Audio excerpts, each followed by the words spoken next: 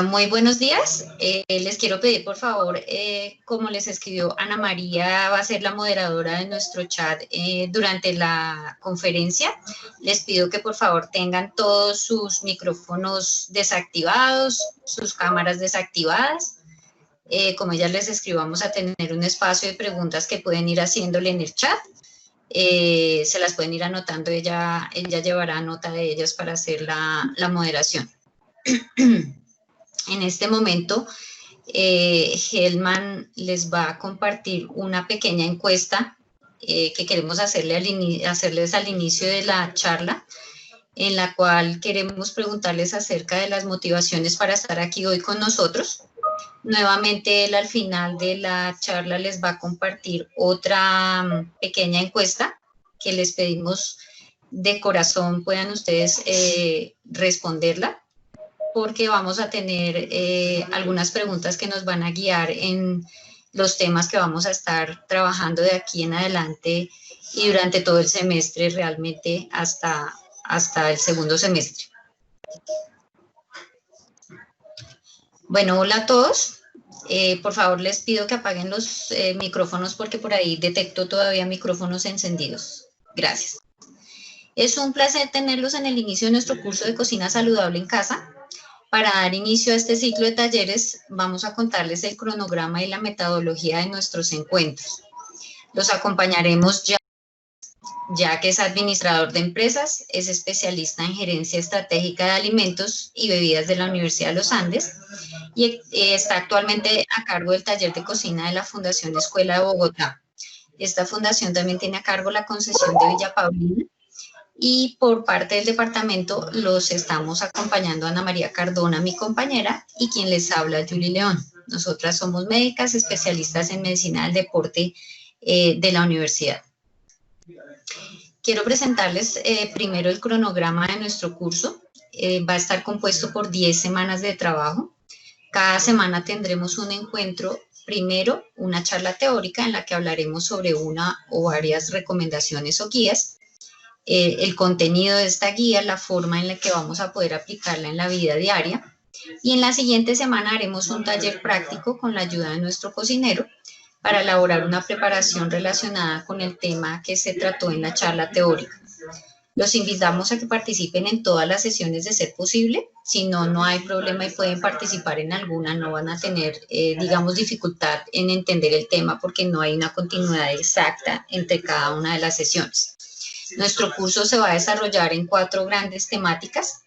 Cada una va a tener un taller teórico y un taller práctico, como ustedes ven.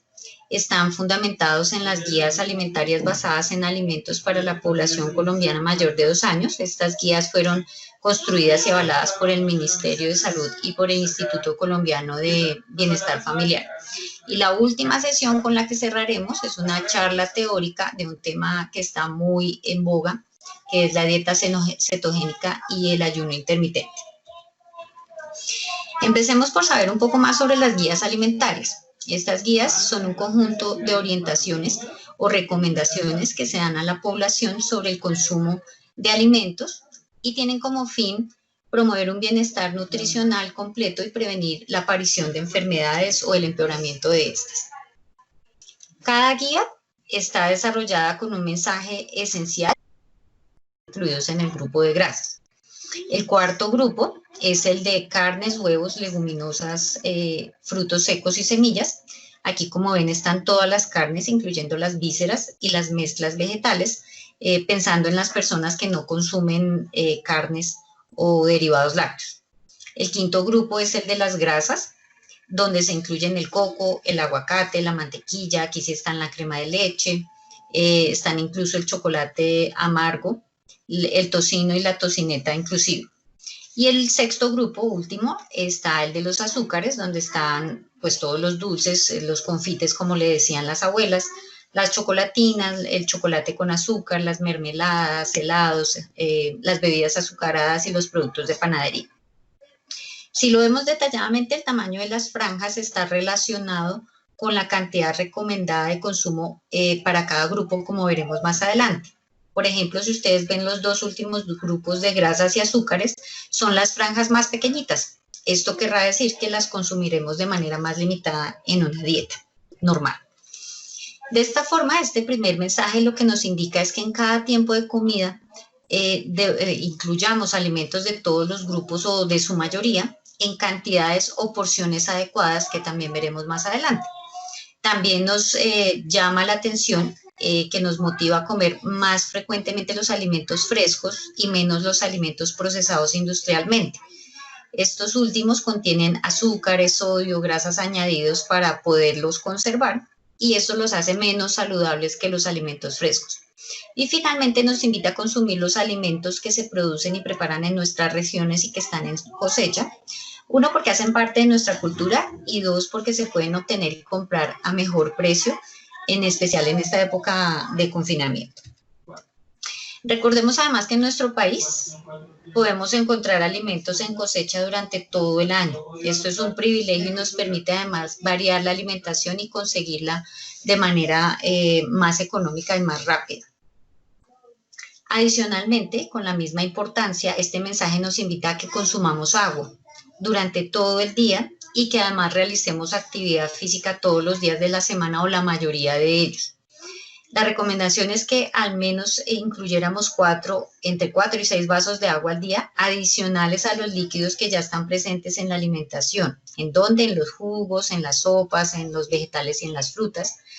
Y no debemos esperar a tener sed para consumir agua, porque cuando tenemos sed es porque ya estamos deshidratados, y la idea es que no lleguemos a este punto.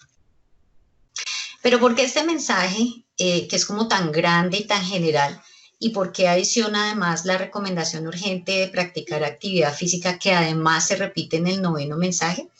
Y pues esto está dado por el ciclo de vida. Durante todas las fases de este ciclo es importante que tengamos una alimentación y unos hábitos sanos de actividad física. Así, por ejemplo, durante el embarazo y en la lactancia, son indispensables para preservar la salud tanto de la madre como del hijo y el adecuado desarrollo del niño en la vida intrauterina. Durante la infancia temprana, para el crecimiento y el desarrollo físico de los niños, que apoya el crecimiento emocional y cognitivo a su vez. Cuando se es adulto y se es adulto mayor, además es importante mantener hábitos de alimentación y de actividad física que permitan rendir en el trabajo, en el estudio, estar fuertes, mantener un peso adecuado y evitar o controlar la aparición de enfermedades crónicas. Es importante también reconocer que tener una mala alimentación se relaciona con la presentación de enfermedades, y casi todos tenemos claro este concepto.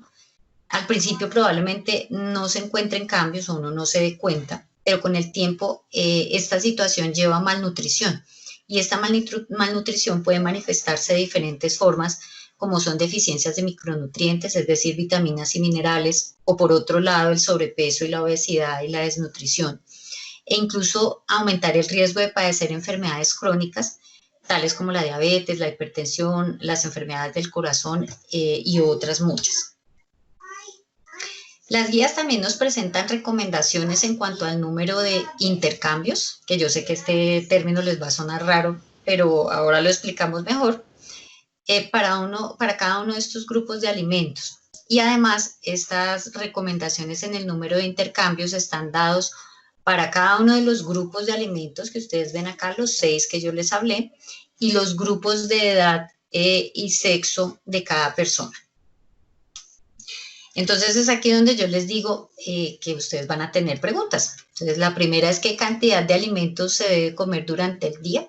Es como una pregunta eterna que se hacen las personas. Y además se preguntarán qué es un intercambio.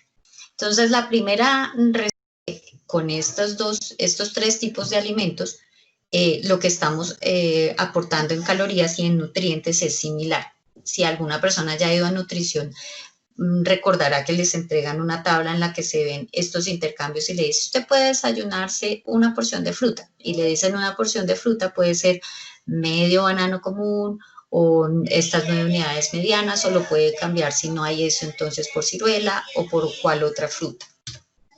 Aquí, por ejemplo, veamos en cuanto a las verduras que 3 cucharadas soperas de arveja verde son equivalentes a consumir medio pocillo de los de chocolate de zanahoria. Pasemos al tercer grupo de lácteos y relacionados. Aquí tenemos, por ejemplo, que un vaso pequeño de kumis, de 150 gramos más o menos, es equivalente a consumir una tajada pequeña y delgada de queso campesino. Eso es lo que se llama un intercambio. Si usted no quiere kumis, entonces cómase una tajada pequeña delgada de queso. En cuanto al grupo de carnes, huevos, leguminosas y frutos secos, aquí observan diferentes alimentos y cantidades del grupo que proporcionan este mismo contenido calórico y nutricional semejante. Entonces, por ejemplo, vemos que un tercio de una lata mediana de atún enlatado en aceite es equivalente a consumir una unidad mediana de un muslo de pollo sin hueso y sin piel. En cuanto a frutos secos, que están en este mismo grupo, entonces vemos que consumir 3 unidades medianas de almendras sin sal es similar a consumir una cucharada sopera de maní sin sal. Todos estos son intercambios de este mismo grupo. Pasando al grupo de grasas, aquí vemos un aguacate y aquí me gusta mostrarles 2 subgrupos de grasas. Este primero les muestra que una cucharada sopera alta de crema de leche líquida entera es equivalente a una cucharadita dulcera de queso crema. Esto en cuanto a grasas saturadas, como ven ustedes aquí en el título, a las que nosotros usualmente escuchamos que la gente se refiere como grasas malas y cuyo consumo en altas cantidades está relacionado con el incremento de riesgo cardiovascular. Mientras que por otro lado, en este cuadro, vemos las grasas monoinsaturadas, que son las que se llaman comúnmente grasas buenas, y usualmente encontramos, por ejemplo, aquí que una cucharada sopera de aceite de oliva es equivalente a 1/8 de un aguacate de los grandes. En la sesión que veamos el taller de grasas vamos a ver la diferencia entre los aguacates, pero es 1/8 del grande, o lo que sería igual que la mitad de un aguacate Hass, de los pequeñitos. Finalmente, en el grupo de azúcares, encontramos entonces que 2 cucharadas soperas de azúcar son equivalentes a un trozo pequeño de panela, pero nosotros pues no nos comemos una cucharada de azúcar o un pedazo de panela, nos comemos este tipo de alimentos cuando hablamos del grupo de dulces o de postres, y aquí vemos, por ejemplo, los intercambios en este grupo, en que un helado de agua, una paleta de agua, que es una unidad, es similar, o sea, podría ser lo mismo que si yo me comiera 6 unidades de dulces o de caramelos. Ahora vamos a trasladar todo esto, porque a veces lo ve uno y suena un poquito cuadriculado y ladrillo, y lo vamos a llevar a la práctica, es decir, a lo que una persona cualquiera podría reportar sobre su alimentación diaria. Entonces, por favor, apaguen sus micrófonos. Gracias. Aquí tenemos un ejemplo de desayuno normal, como cualquiera creo que podría decirlo. Entonces me tomo un jugo de fruta, un café, un pan, tal vez una porción de fruta, y le pongo mermelada al pan. A la media mañana me puedo tomar un café y me como un pan, una tostada, un pastelito. Al almuerzo y a la cena a veces es muy parecido. Cuando yo pregunto en consulta, ¿qué almuerza? No, nada, una proteína, una verdura y un harina. Y eso suena súper bien. Y a la media tarde me como un ponquecito. Entonces aquí muchas veces el problema no está con lo que uno come, sino con las porciones y las preparaciones de lo que uno come. Y esto que se ve así, o que uno escucha así, podría verse así. Y como lo describí en palabras, yo lo puedo entender en consulta, pero probablemente se vea así. Y si lo comparamos con las porciones recomendadas, por encima, sin hacer conteos, uno puede decir que encuentra una gran cantidad de azúcares que están en las frutas, en el jugo, en las porciones de fruta, en la mermelada, en el azúcar pulverizada, el azúcar que le echa al café, el relleno del pan o el ponquecito. Y también observaríamos altas cantidades de grasas que están en las cremas de los panes, en los aceites que se usaron para fritar las papas, por ejemplo, o en la preparación de los productos de pastelería. Adicionalmente, aquí vemos una alta cantidad de carbohidratos que están en el pan, en las papas, en las frutas, en los panes y en la pastelería. Entonces, observemos aquí esta tabla. Estas tablas están en la guía. Si alguno después quiere tener las guías, pues nos avisa y les dejamos el enlace para que las puedan leer a profundidad. Y vemos el número de intercambios, que ya entendimos qué es lo que es un intercambio de alimentos según el grupo de edad y el grupo de alimentos. Esto es teniendo en cuenta personas sanas y físicamente activas. Y esto quiero que se lo lleven bien pegadito ahí en la mente. En este caso vamos a tomar a un hombre sano, activo, entre 18 y 59 años. Cuando hacemos el conteo de este menú que les conté antes, vemos por encima que en el primer grupo de cereales, tubérculos, raíces y plátanos, de las 8 porciones que debía consumir, pues este menú tenía 11. En el grupo de frutas y verduras, donde deberían haber 5, tenía 6. Por el contrario, en el grupo de lácteos no tenía ninguno. En el grupo de carnes, huevos, leguminosas, donde veíamos porciones de carne grandes, y uno pensaría que con eso está cumpliendo los requerimientos de proteínas, pues solamente tiene 4 de estos intercambios, cuando la recomendación son 7,5.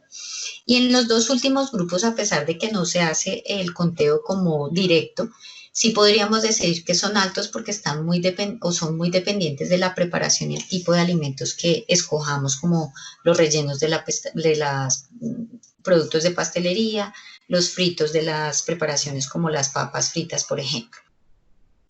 Entonces aquí este es el menú inicial y yo decidí hacerle unos cambios. Quiero que miren muy bien la imagen y vean esta.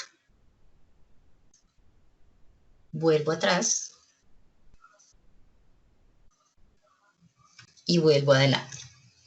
Con esta misma descripción que yo les hacía antes en palabras, este menú tiene menos azúcar añadido, menos grasas en las preparaciones, menos carbohidratos por un lado. Y logramos hacer esto cambiando, por ejemplo, el pan del desayuno. Entonces, si escogemos uno que no sea un roscón relleno de arequipe o bocadillo, un croissant con azúcar pulverizado por encima, y lo cambiamos, por ejemplo, por un pan integral, una arepa blanca. Si cambiamos, por ejemplo, el pastelito que ustedes recuerdan estaba acá relleno por unas galletas sin crema, y el snack de la tarde lo cambiamos, por ejemplo, por un cereal integral en leche o en una bebida láctea o en una bebida vegetal baja en grasa, pues también podríamos ayudar en este propósito. Y si, por ejemplo, aumentamos el tamaño de las porciones de las ensaladas, tanto del almuerzo como de la cena, disminuyendo las porciones de las papas que estaban allí, nos acercamos mucho más a la recomendación de esta primera guía. También aquí yo le adicioné algo de leguminosas como lentejas en el almuerzo o en la cena podría ser, y una porción de frutos secos que pueden ser en alguna de las comidas o en los snacks de la mañana o de la tarde, y nos acercamos así más a la recomendación del grupo tan importante de proteínas que vimos que estaba bajito. Ahora, si observan detenidamente, para mi gusto sigue siendo una dieta súper abundante, no quita ninguno de los momentos, es decir, conserva el desayuno, el almuerzo, la cena e incluso 2 snacks en el día, es colorida y muy probablemente de buen sabor. Si revisamos las porciones ya en la tabla, entonces vemos que se hace un cambio grandísimo y nos acercamos más a las recomendaciones para este hombre adulto, físicamente activo y sano. Entonces ya del primer grupo no son 11, sino 6. Del grupo de verduras y frutas no son 6, sino 5. De no tener nada en productos lácteos pasamos a 4,5. Y de tener solamente 4 intercambios en el grupo de carnes, huevos y leguminosas pasamos a 7. Y muy probablemente los 2 últimos grupos disminuyeron por cambiar el tipo de preparación y el tipo de productos escogidos. Resumimos entonces cómo llevar a la práctica esta recomendación.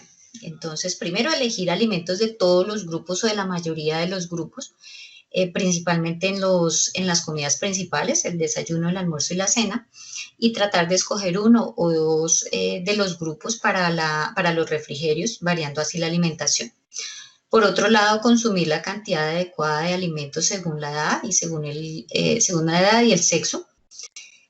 Por otro lado, elaborar, ¿cuál sería la recomendación en especial ahora? Elaborar menús semanales para la alimentación en casa, idealmente de la familia, porque esto nos va a facilitar la compra, la preparación de los alimentos.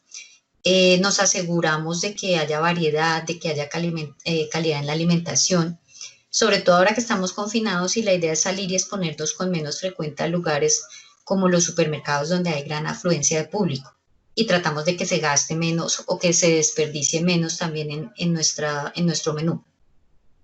Incluir en la lonchera o en las meriendas ahora más alimentos naturales como son las frutas, los vegetales, sándwich con pan integral, podemos usar frutos secos como las nueces, el maní sin sal y menos productos de paquete que deberían estar con menos frecuencia en nuestro mercado. Por otro lado, consumir frutas, verduras en cosecha, porque son más económicas, y también alimentos que se produzcan en la región, porque normalmente son más frescos, contribuyen además a una dieta y a un mercado sostenible, como también nos lo va a explicar Jack en varios de los talleres. Ahora pasaremos al otro mensaje de la guía, que es el relacionado con actividad física, pero antes de continuar me gustaría hacer una ronda de 5 minuticos que llevaré el tiempo y Ana María me va a ayudar, de preguntas y comentarios. Ana. Claro, Luisita. Bueno, hay muchas preguntas con respecto pues, a las recomendaciones generales, como aclarar cuáles son específicamente de cada uno de la tabla, pues porque igual nosotros vamos a enviar un link de la información con las guías y con la presentación, pero pues si puedes resumir como las recomendaciones generales con el número de intercambios.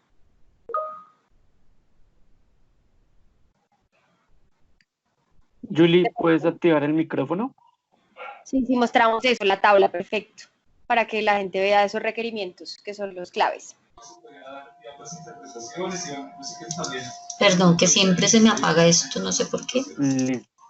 Ya, entonces si ustedes ven en la tabla, el número de intercambios va incrementando al incrementar la edad y cambia entre hombres y mujeres por el gasto energético diferente solamente por tamaño corporal. Los hombres normalmente son más grandes que las mujeres, entonces su gasto energético es mayor. Entonces ustedes van viendo, cuando uno mira esta tabla, de primerazo le parece súper compleja y súper difícil, pero estas tablas en las guías están asociadas a las tablas de intercambio. Entonces uno, digamos que puede hacer un poco más fácil y más entendible. Decir, yo tengo un niño entre 6 y 9 años, debería consumir 4 porciones entre cereales, tubérculos, raíces y plátanos. Y entonces mira la otra tablita y dice, yo podría darle una tajada de pan blanco en la mañana y le podría dar al almuerzo una porción de tanto de arroz, a la comida tanto de no sé, otro cereal que se quiera, o en los snacks. Entonces, si ustedes miran, normalmente este primer grupo es el más grande porque son los carbohidratos. Es como otra cosa, es otra forma de definir los nutrientes, mientras que las verduras, los lácteos, las carnes, grasas y azúcares son más bajitos. Digamos que en necesidades siempre los carbohidratos son más altos, seguidos por las proteínas, y de últimas están grasas y azúcares. Estas frutas y verduras están dentro de los cereales cuando uno lo habla por grupos de nutrientes de carbohidratos, grasas y proteínas. Pero siempre van a estar allá incluidos porque aportan azúcar, y siempre ustedes van a ver lo que les decía, ese comportamiento de aumento según la edad. Aquí la tablita no se ve, pero cuando ya somos de tercera edad o mayores, adultos mayores, las porciones disminuyen porque nuestro gasto calórico disminuye al disminuir la masa muscular. Entonces, pues como les dije durante ese pedazo de la charla, con mucho gusto les bajamos las guías si ustedes las pueden tener, o les hacemos un documento que sea un poco más fácil y después lo podemos compartir porque vamos a estar 10 semanas viéndonos, 10 semanas viéndonos, entonces les podemos ir mostrando cómo son estas porciones. Perfecto, Julicita. Bueno, tenemos otra pregunta y varias con respecto al consumo de los lácteos, pues que si son necesarios en la dieta y que si se pueden sustituir por algunos productos que no sean de origen animal. Sí, esa es una pregunta siempre muy frecuente. Yo soy muy del estilo antiguo y para mí carnes, huevos, leche y productos lácteos son necesarios. La evidencia científica nos dice que la proteína de origen animal es de muchísimo valor biológico, de un valor biológico más alto que las proteínas vegetales.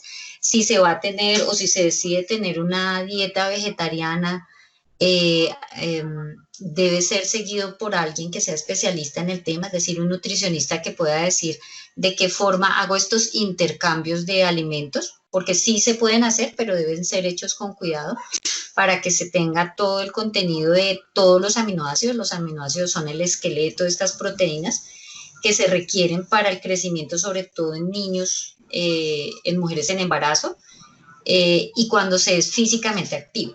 Es muy diferente el consumo de proteína para alguien que no hace actividad física regular, que es físicamente activo y que es deportista. y eso lo vamos a ir viendo. Ana María dentro de 8 días les va a hablar de el grupo de proteínas y les va a hablar un poco más en profundidad sobre el tema.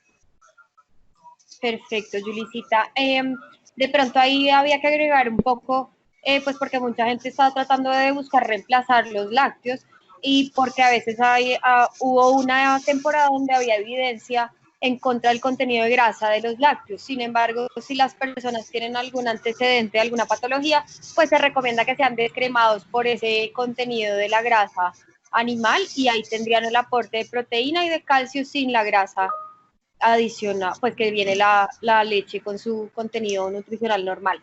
Y otra Exacto. pregunta, que si las personas pueden como dejar de comer alguna comida, ¿tiene algún beneficio? Saltarse alguna comida, ¿se recomendaría o con respecto a eso, qué se recomienda? Por eso ese tema siendo tan importante y porque ha levantado muchas preguntas, lo vamos a ver en la última charla, o sea, la 10ª, donde vamos a hablar del ayuno intermitente y las dietas cetogénicas, como para que las personas sepan qué hay que saber y qué hay que preguntarse cuando uno decide hacer estos ayunos. Digamos que una respuesta ahorita fácil es como, me lo enseñó alguna vez el doctor John Duperly, y es, si usted se va a consumir 3.000 calorías, no tiene diferencia si las consume en todo el día, solo por la mañana o solo por la tarde, en cuanto a calorías. Pero sí, digamos que han salido otras evidencias que vamos a ver un poco más en profundidad durante esa última charla, acerca de por qué y de dónde surgieron estos ayunos y estos tipos diferentes de consumir alimentos. Perfecto. Hay dudas más que todo sobre los carbohidratos y sobre los granos, que básicamente en qué grupo se clasifican y que, digamos, con respecto a los carbohidratos, mencionar cuáles podrían ser los integrales, porque pues nos preguntan acá sobre algunos cereales comerciales o sobre los alimentos que de verdad son integrales y cuáles serían sus beneficios. Sí, esto es muy importante porque a veces las personas se dejan llevar por el color, por ejemplo, del pan. Entonces, si es negrito, un pan moreno, es integral, y si es blanco, no es integral, y no siempre es así. Esto también es parte de aprender a leer un poco las etiquetas nutricionales. Eso también lo vamos a ver como un poco más adelante, de cuánto se considera que es un alimento con alto contenido de fibra, que es lo que buscamos con los integrales, por un lado, y por otro lado que se absorben más despacio, lo cual ayuda a regular mejor los niveles de insulina y de azúcar. La insulina es la hormona que controla la absorción del azúcar en el cuerpo, y estos alimentos que vienen de fuentes integrales nos ayudan a que haya un menor aumento de la insulina y por tanto un mejor control de los niveles de azúcar. Perfecto, listo. Yo creo que ya ya puedes pasar a la actividad física. Yo sigo recopilando las preguntas para el final. Listo, muchas gracias, Ana. Bueno, entonces, como les venía diciendo, todas estas recomendaciones que llevamos hasta aquí son para personas en condiciones a las que podríamos llamar sanas. Y si se tiene alguna condición asociada o alguna necesidad diferente por alguna situación, como ser deportista, ser una mujer en embarazo o tener una enfermedad, siempre será muy importante consultar con el profesional de la salud y obviamente con un profesional en nutrición y dietética que podrá hacer una prescripción dietaria adecuada para la condición específica. Veamos entonces ahora el 9º y el último mensaje. No por ser el último significa que sea menos importante, y este nos habla, además me parece muy bonita la forma en que lo describe, y es: por el placer de vivir saludablemente, realice actividad física de forma regular. Decidimos presentarlo con el primer mensaje y en la primera sesión porque los dos son complementarios y relacionados con la adopción de hábitos de vida saludable. Cuando ya algunos habrán visto esta diapositiva alguna vez, me gusta mucho porque nos habla de la conducta humana frente al movimiento corporal, el cual debe verse como un continuo o una escalera más bien, en que vamos desde actividades sedentarias, como vemos aquí a la izquierda, o conductas completamente sedentarias como las que suceden en trabajos de oficina, de escritorio, cuando los estudiantes están sentados recibiendo clase, hasta conductas muy activas con movimiento corporal muy, muy intenso, como sucede, por ejemplo, con los deportistas o con personas que tienen trabajos muy intensos, como por ejemplo las personas dedicadas a la construcción, pasando por un sinnúmero de escaloncitos que los divide a los dos. Así bien, si los conceptos de inactividad física y de sedentarismo se relacionan, es muy importante distinguir las diferencias entre los dos, pero especialmente su acción independiente sobre nuestra salud. El sedentarismo, como lo vemos aquí, está definido como la carencia de movimiento durante las horas de vigilia a lo largo del día, es decir, actividades en las que la persona está básicamente sentada. La oficina frente al computador, las reuniones, salón de clase, incluso en el descanso al ver televisión, leer, descansar en un sofá. Y por otro lado, la inactividad física se define como el no cumplimiento de las recomendaciones mínimas internacionales de actividad física para la salud de la población, que están establecidas actualmente como 150 minutos a la semana. Viéndolo de esta forma, podemos ver que si bien están relacionados, van un poco más allá, porque en la vida moderna una persona cualquiera puede pasar 8 o 10 horas o más horas sentados en su trabajo, en el estudio e incluso en su tiempo de descanso en casa, y ser una persona con una alta carga de actividad sedentaria. Y por otro lado, realizar actividad física en su tiempo libre, que sume los 150 minutos de los que hablábamos antes a la semana, para ser clasificados como activos. De esta forma será importante dar recomendaciones para los dos espacios de la vida, en la conducta sedentaria y en la actividad física. Según el Colegio Americano de Medicina del Deporte y la Asociación Americana del Corazón, con el objetivo de mantener y de promover un buen estado de salud, se recomienda a los adultos sanos realizar actividad física moderada 30 minutos al día, 5 días a la semana, es decir, estos 150 minutos de actividad física, o hacer actividad física intensa o vigorosa 20 minutos 3 días por semana, o una mezcla de las dos cosas. Estas recomendaciones pueden variar cuando haya enfermedades o cuando se desean obtener otros objetivos adicionales como el de perder peso, por ejemplo. Y por otro lado, se recomienda, aún no hay una recomendación clara y establecida como existe para la actividad física por comunidades científicas avaladas, pero ya se habla que se recomienda incluir algo de movimiento cada 30 minutos o cada media hora de tiempo sentado, algo así como 2 minutos de pie y en lo posible caminando, como una pausa activa cada 30 minutos más o menos. Ahora veamos las recomendaciones por grupo de edad, porque son muy detalladas teniendo en cuenta el grupo de edad poblacional al que pertenecemos y hace que varíen un poco. Entonces, por ejemplo, para los niños las recomendaciones es de 1 hora de actividad física todos los días de la semana, es decir, los pequeños deberían hacer más de 300, como 750 minutos de ejercicio a la semana, con una característica particular y es que en su mayoría sea una actividad moderada a vigorosa, es decir, como son los niños, vigorosos e intensos. Pero para ellos, además, al mínimo deberían hacerse los 3 días a la semana intensos y tener un componente adicional de fortalecimiento, como se hacen las actividades en las que cargan, arrastran, jalan, escalan, todo este tipo de juego que ellos hacen.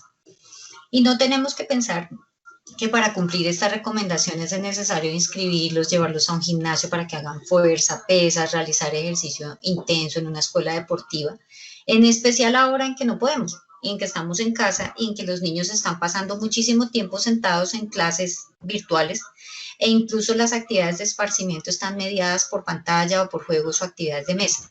Los juegos tradicionales como saltar, escalar, arrastrar cosas, son ejercicios de resistencia muscular que también nos pueden ayudar a cumplir las recomendaciones.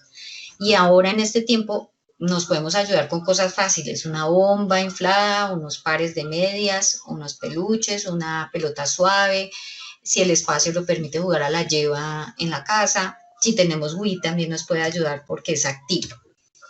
Aquí este es un ejemplo que ustedes debieron ver en las publicaciones del Centro Deportivo en el que a través de juegos con diferentes elementos que se encuentran en casa y que no necesitan que salgamos de casa, como son los peluches, las bolsas, cuerdas, el peso corporal de la misma persona, podemos realizar actividad física con los pequeños en casa. Ahora que se han dado lineamientos para la salida de los niños, pues podemos complementar la actividad física en casa con otras afuera, como son caminar, pasear, hacer carreras afuera, teniendo en cuenta los lineamientos, que son 3 días por semana. Para los niños entre 2 a 5 años son máximo 30 minutos, para los niños de 6 a 17 años máximo 1 hora, siempre acompañados por un adulto, con la recomendación de que los niños que tienen enfermedades crónicas o enfermedades de alto riesgo o síntomas respiratorios se abstengan de salir y que cumplan con las medidas básicas de seguridad que veremos más adelante para los 3 grupos de edad. Pasemos entonces al segundo grupo de la tabla. Para adultos sanos entre 18 y 64 años de edad, se recomienda, como ya habíamos dicho, estos 30 minutos de actividad física de intensidad moderada o 20 minutos de actividad vigorosa 2 días a la semana, una mezcla de los dos. Y si queremos además disminuir de peso o disminuir el colesterol y el azúcar, pues tendremos que hacer 60 minutos 5 días a la semana, es decir, 300 minutos a la semana. Y al igual que en los niños, para mantener la masa y la resistencia muscular, al menos hacer 2 días por semana de entrenamiento de fortalecimiento de alguna forma, que como vimos no necesita necesariamente un gimnasio. Así, entonces, como en los niños existen múltiples formas de realizar actividad física diario, también en tiempo de confinamiento en casa, podemos montar bicicleta estática si tenemos, caminar o trotar en banda si tenemos, pero si no tenemos, también existen muchas otras formas, videos, aplicaciones, plataformas, los recursos, por ejemplo, que nos da, los recursos que nos da el Centro Deportivo y la DECA en sus redes sociales. Podemos caminar, bailar, estirar. Todas son viables, todas son perfectas para hacer actividad física y cumplir con las recomendaciones mínimas. Si una persona en este grupo de edad tiene también factores de riesgo cardiovasculares o metabólicos o osteomusculares, se debe optar por una valoración médica especializada primero para tener seguridad en los ejercicios que se van a realizar. Ustedes ya saben que en la universidad cuentan con 2 médicas del deporte que los pueden asesorar en el departamento médico. Y ahora que existe la posibilidad de salir, también podemos adicionar actividades afuera, caminar, trotar, montar bicicleta, teniendo también en cuenta los lineamientos. Entonces, adultos entre 18 y 69 años de edad pueden salir todos los días, máximo 2 horas, a 1 kilómetro máximo de distancia del hogar. Igual que en los niños, se deben abstener de salir si tienen enfermedades crónicas o síntomas del sistema respiratorio y seguir las medidas básicas de seguridad. ¿Cuáles son esas medidas básicas de seguridad? Pues uso de tapabocas, recogerse el cabello, si es posible usar una gorra, usar pantalones y camiseta de manga larga, no llevar joyas, no llevar maquillaje porque también transportan virus. Cuando se llegue a casa, lavarse las manos o las áreas expuestas o preferiblemente ducharse de cuerpo entero, lavar toda la ropa, incluso si se usó la gorra, desinfectar los zapatos o si es posible dejarlos afuera para utilizarlos para salir siempre a hacer ejercicio. Y finalmente, para el grupo de adultos mayores se conservan estas mismas recomendaciones que tenemos para los adultos sanos. Sin embargo, si la persona tiene alguna enfermedad o algún factor de riesgo, se debe ajustar a una valoración también médica de un especialista, preferiblemente un especialista en medicina del deporte. Y lo ideal es que se mantengan activos lo que más se pueda en el día, sobre todo ahora que estamos en casa y que ellos llevan muchísimo más tiempo que nosotros confinados en casa.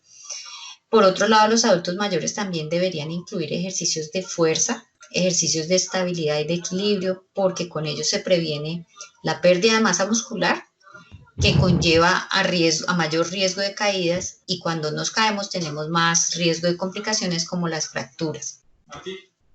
Es importante también aquí tener en cuenta que, al igual que los niños y los adultos, existen muchísimas formas de mantenerse activos en esta etapa.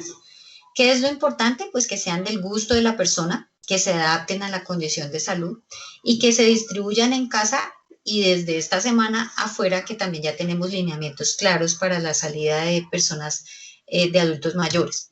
¿Cuáles son esos lineamientos? Pues para adultos mayores de 70 años de edad ya pueden salir 3 veces por semana, 30 minutos máximo, a 1 kilómetro de distancia del hogar, con la misma recomendación de que se abstengan si tienen enfermedades crónicas, diabetes, hipertensión, enfermedades del corazón, o si presentan síntomas respiratorios y que sigan las mismas medidas básicas de seguridad.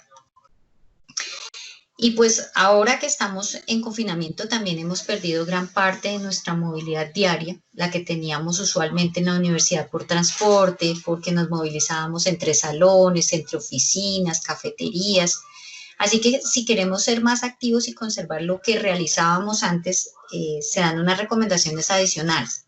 Y es que para mantener nuestros niveles de actividad física, pues acumulemos estos 150 minutos mínimos a la semana para recuperar ese tiempo que usábamos en transporte y en desplazamiento, que adicionemos 20 minutos más de caminata o lo que nosotros considerábamos que caminábamos antes, y que hagamos estas pausas activas de 2 minutos cada 30, máximo 45 minutos, para disminuir el efecto dañino que tiene la conducta sedentaria sobre la salud. Les doy muchísimas gracias a todos por su atención durante este espacio. Ahora los quiero dejar con Jack, nuestro cocinero, que les va a dar unas importantes recomendaciones con respecto a la cocina, medidas de seguridad y todo lo demás. Entonces voy a dejar de compartir mi pantalla. Jack, ¿estás por ahí? Sí, hola. Gracias, Jack. Te dejo entonces, si quieres, pones tu cámara para que te conozcan y empieces con tu presentación. Gracias. Bueno, hola a todos. Entonces espero que vayamos a tener un taller muy provechoso. Para eso lo que les vamos a solicitar es que cuando le tengan la lista de ingredientes y vean lo que van a hacer, tenerlos lavados y desinfectados muy bien, ¿listo? Sobre todo lavados. Y de igual manera vamos a tener mucho cuidado de tener nuestras manos bien lavadas, bien lavado todo el tema de los utensilios que vamos a utilizar, que van a ser cuchillos principalmente, tablas, como aparatos. Los únicos que vamos a estar utilizando van a ser nuestras estufas, máximo una licuadora y un horno. Entonces, pues cada cosa se les va a ir avisando de qué es lo que requerimos utilizar. Para el buen cuidado de los alimentos, lo que les recomendamos es que las frutas y verduras, pues siempre que las compren, desinfecten las bolsas en las que vienen, las saquen y las laven, las frutas y las verduras, pero estas las van a lavar principalmente muy bien con agua, y si van a utilizar algún desinfectante como cloro, tengan bien en cuenta las recomendaciones. No debemos pasarnos de 1 centímetro cúbico por cada litro de agua que estamos utilizando, para poderlo desinfectar bien y luego jugarlo muy bien. Ya pueden utilizar otros desinfectantes que sean no tóxicos, pero revisando bien las recomendaciones del desinfectante que compraron. Si van a utilizar desinfectantes, utilicen solo uno, no los mezclen nunca, no mezclen vinagre con hipoclorito o cloro, no mezclen los amonios con el cloro tampoco, ni con alcoholes, porque esto puede generar un daño aún mayor por la aspiración de los humos tóxicos que se pueden llegar a generar. Entonces vamos a tener en las clases simplemente un espacio muy seguro. Vamos a tener cuidado de no quemarnos, utilizar las cosas que les vamos a ir recomendando que utilicen en cada uno. Y nada, esperamos que los disfruten muy bien. Ahí en cada clase, si es de cocción de carnes o alguna otra cosa, les diremos como cuál es la recomendación ahí sanitaria para que no tengamos problemas y el alimento esté seguro. Bueno, perfecto. Jack, tenemos un par de preguntas acerca del lavado y de pronto las diferentes opciones que hay. Si nos puedes contar si se puede con vinagre o cómo diluirlo. Y nos preguntan acá que si se puede lavar con jabón de loza. Pues preferiblemente el jabón de loza no, porque el jabón de loza lo vamos a ingerir después, o tendría que ser una concentración muy, muy baja. El vinagre nos toca revisar si nos funciona para el tema de los virus, si es un viricida, pero porque ahora hay que tener mucho cuidado, es como también por el tema del COVID, no porque los alimentos sean una fuente de contagio, sino porque la manipulación que pudieron tener. Entonces, la principal recomendación es un muy buen lavado. Yo utilizo amonio cuaternario, pero sigo las recomendaciones claras que me da el fabricante. Los amonios son muy buenos para matar los virus. Y recuerden muy bien, cada vez que le apliquen, si le aplicaron hipoclorito, que es el que vamos a encontrar más fácil en cada casa, que es el cloro, es 1 centímetro cúbico por 1 litro, tenemos que cambiarlo también a diario, es decir, lo que utilice el día de hoy para desinfectar no me va a servir mañana. Entonces, ese lo vamos a jugar muy bien con agua también, porque pues podamos correr riesgos de intoxicación por alguno de estos productos. El hipoclorito también lo van a utilizar en las tablas, porque pues, si ustedes picaron en un apoyo y no tienen más tablas en la casa, pues bueno, el hipoclorito funciona muy bien para desinfectar, las dejamos ahí sumergidas un tiempo, luego las sacamos, las jugamos muy bien y ya las podemos utilizar. Lo mismo aplica para cuchillos, vasos de licuadoras y demás, como para evitar lo que llamamos nosotros contaminación cruzada. Bueno, perfecto. De pronto, alguna de las preguntas que se nos quedó de la parte nutricional, Yulisita, es con respecto a algunas patologías como el cáncer. Entonces, ¿qué recomendaciones específicas con respecto a la nutrición pueden haber para estas personas? Chao, Carlos. ¿Aló, me escuchas? Sí, te escucho. Ok, gracias. Bueno, pues este es un tema, lo que yo les decía dentro de la presentación, es muy importante que cuando se tienen patologías específicas, enfermedades transmisibles, enfermedades no transmisibles o crónicas, tengamos siempre la ayuda o la colaboración del médico tratante, es decir, el médico que es el médico de cabecera para la enfermedad o patología que padecemos, y la ayuda de un nutricionista. Porque en casos, por ejemplo, como el cáncer, digamos que hay evidencias encontradas en muchos casos.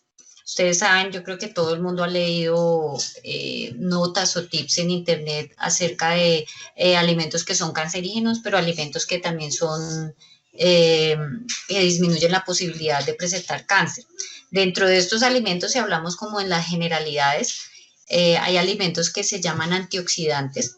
Ustedes habrán escuchado, por ejemplo, el brócoli, el coliflor, sobre todo las verduras y las frutas, que se llaman antioxidantes precisamente porque dentro de sus componentes tienen algunas sustancias que disminuyen la oxidación de las membranas de las células. Y este proceso está asociado con la aparición de cáncer, no en todo el mundo. Esto es importante porque las personas piensan que sí o sí les va a dar o no les va a dar. El cáncer es una enfermedad determinada por muchas características que pueden tener las personas. Entonces, características genéticas propias, características del ambiente, características de los hábitos, características de la forma en que consume alimentos o en que hace, por ejemplo, actividad física. Ustedes ya vieron, creo que yo les he comentado, han visto dentro de los tips que el hacer actividad física disminuye el riesgo de presentar cáncer también.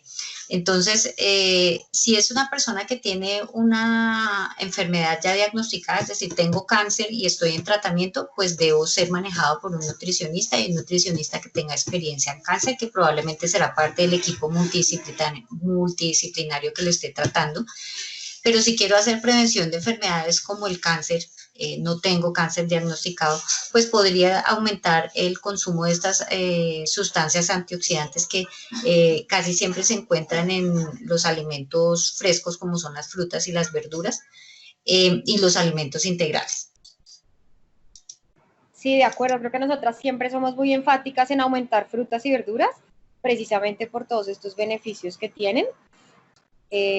Bueno, de otras temas importantes, son las leguminosas. Digamos que hay varias personas que nos pusieron preguntas acerca de por qué incluirlas en la dieta y que básicamente cuál es el aporte principal, porque hay veces que no están incluidas como en el menú diario del hogar, entonces hay dudas acerca de la importancia de incluirlas.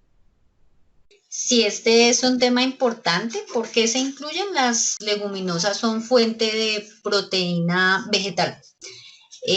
Son especialmente importantes en las personas que tienen dietas vegetarianas o veganas, porque junto con otros alimentos, van a ser o van a constituir las proteínas completas. Es decir, van a ser suma de aminoácidos entre varios para que se conforme la proteína completa. ¿Por qué también está dispuesto en las guías? Porque las guías están hechas para población colombiana. Y así como hay población colombiana que todos los días tiene acceso a lácteos y a carnes, hay población colombiana que no tiene acceso todos los días a lácteos y a carnes. Y las leguminosas son fuente importante de proteína para niños, para mujeres en embarazo, para todos, incluso si no se tiene la posibilidad o si uno no quiere consumir lácteos o carnes. Perfecto. Bueno, por último, tengo una pregunta acerca de la tabla, que si puedes explicar de nuevo, ¿qué quiere decir ese numerito en la tabla? Que, como explicar un poquito más si es el número de porciones, el requerimiento diario o qué significa. Ok, antes de contestarles eso y antes de que se vaya la gente, Helman nuevamente les va a compartir un enlace para que nos regalen unas respuestas en una encuesta. Esta encuesta, las preguntas, como ustedes verán, tienen que ver con expectativas al futuro. ¿Por qué? Porque estamos planeando un curso más grande y un curso más largo de nutrición y de actividad física para la comunidad. Entonces queremos saber directamente allí como las expectativas y la forma en que podríamos llevar a cabo este curso. Y para responder a la pregunta de Ana, ahora podré todavía compartirles mi pantalla. Espérenme un momento.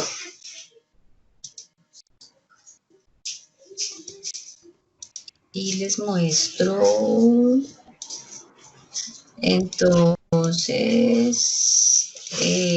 estas tablas están hechas para mostrar, los números son la cantidad de porciones o de intercambios. Recuerden que los intercambios son alimentos de un mismo grupo que dan la misma cantidad de calorías y de nutrientes. Es decir, si yo, por ejemplo, miro aquí el de cereales, tubérculos, raíces y plátanos, pues decir 3.5 quiere decir que necesitas 3.5 intercambios para niños de 2 a 5 años, que necesitas 4 de esos intercambios para niños de 6 a 9 años. Si ustedes recuerdan la tablita que les mostré por allá antes, de los diferentes, entonces por ejemplo aquí estaban las frutas y verduras, entonces si yo digo que un niño necesita 4, quiere decir que ese niño necesita medio banano, 9 unidades medianas, no sé, 12 unidades de ciruelas si quiere consumir, o por ejemplo estos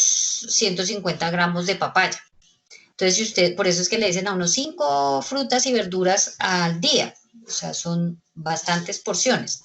Si ustedes miran eso para una persona adulta, entonces nosotros, por ejemplo, no les voy a decir dónde estoy por acá, pero está corrido, bueno. Los hombres necesitan 8, nosotros necesitamos, creo que son 7 aquí de cereales. Les decía que por el tamaño, entonces son porciones que en las guías esas porciones las llaman intercambios, es decir, de cada grupo, uno de esos intercambios equivale a 1. 8 quiere decir que necesito 8 intercambios. Y recuerden que es para personas que son físicamente activas, es decir, si yo no soy físicamente activa, probablemente esto sea más poquito. Bueno, o sea, tal vez no necesite 8, sino tal vez necesite 7. Bueno, digamos que esa parte nutricional ya está cubierta. De pronto, si tienes alguna recomendación para colon irritable, que nos hacían una pregunta con respecto a eso, aunque hay que aclarar que hay diferentes tipos de colon irritable. Sí, hay diferentes tipos. Digamos que deben ser evaluados porque eso hay que ver de qué tipo es, que es como algo general. Pues algo general es disminuir, por ejemplo, algunos tipos de alimentos que producen, que hacen o que durante su digestión producen más gases intestinales, como algunos tipos de verduras. Cuidar como las preparaciones con alta cantidad de grasa, que dependiendo del tipo de colon irritable que se tengan, pueden aumentar el estreñimiento o aumentar los días que presenta diarrea la persona o los episodios de diarrea. Entonces, sí es importante, por ejemplo, tal vez la persona que lo preguntó también lo relaciona con el uso de legumbres, es decir, de garbanzos, lentejas, este tipo de productos que pueden incrementar la producción de gases. Entonces, por ejemplo, para el uso de estos alimentos, lo que recomiendan cuando se va a cocinar, y Jack nos contará también de esto en los talleres, es que esos alimentos los dejen en agua incluso 48 horas antes, porque quita esa cascarilla que tienen encima, y esa cascarilla es la que produce más gases.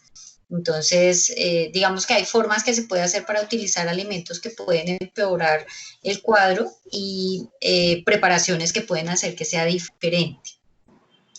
Perfecto. Y ya para finalizar, la última pregunta va con respecto a si puedes recomendar algo para las personas que están iniciando a hacer actividad física y les da más hambre y que tienen como algo para saciar en las tardes ese apetito aumentado. No importa, no dejen de hacer actividad física. La actividad física les va a regular el apetito en algún momento. Sí puede dar un poquito más de hambre, porque probablemente se incrementen los requerimientos. ¿Qué pueden hacer? Pues consumir de estas meriendas de las que yo les hablaba, en las que en vez de utilizar paquetes o pan, productos de panadería, se utilicen productos que produzcan saciedad. Entonces, la proteína es uno de esos productos que producen saciedad, y especialmente si se mezcla con un carbohidrato. Entonces, cuando uno hace ejercicio, generalmente en la hora siguiente a terminar de hacer ejercicio, se recomienda que se haga un refrigerio saludable para recuperar lo que se gastó, y para hacer construcción de tejido, por decirlo de alguna forma coloquial, en la que se mezcla una proteína con un carbohidrato. Entonces, eso es fácil, como un sándwich de queso. Entonces, el sándwich, si quiero ser más cuidadoso con el uso de los carbohidratos, entonces un sándwich de pan integral con queso. O puedo consumir un yogur con unas galletas, o puedo consumir una fruta con granola, por ejemplo. Entonces, en estos refrigerios lo que uno puede tratar de utilizar son esos frutos secos de los que hablábamos, que están en el grupo de legumbres, carnes, porque nos da proteína y nos da saciedad, y adicionalmente nos ayuda a incrementar una sustancia en el cerebro que disminuye el nivel de ansiedad y de deseo de picar o comer. Perfecto, sí, yo creo que en el taller está planeada varias de las recetas, tienen esos componentes, entonces vamos a hacer algo muy práctico para que la gente lo pueda hacer en la casa y sepa muy rico. Bueno, básicamente darles las gracias a Jack y a Julie por hacernos este abrebocas a las sesiones que se vienen para los próximos 2 meses. Les recordamos la invitación para todos los jueves a las 11, vamos a tener temas importantes por este mismo medio. Vamos a atender a la solicitud que todos nos hacen de tener la presentación asequible, entonces vamos a mandarles al correo un link donde van a encontrar también las guías, donde ahí pueden tener toda la información de los intercambios, las porciones y una información un poquito más detallada si la quieren consultar.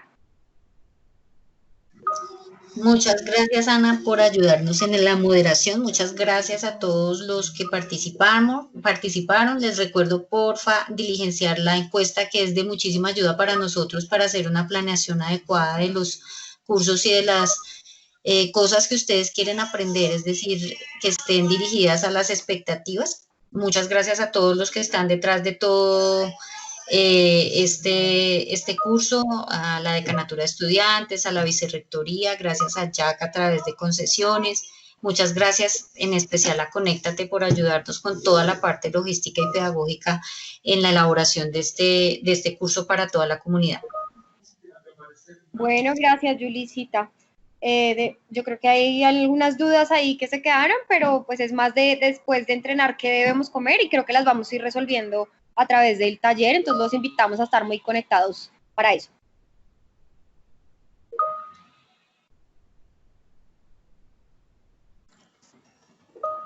Y a los que quedan les recomendamos diligenciar la encuesta a través del link que se mandó previamente. Muchas gracias a todos.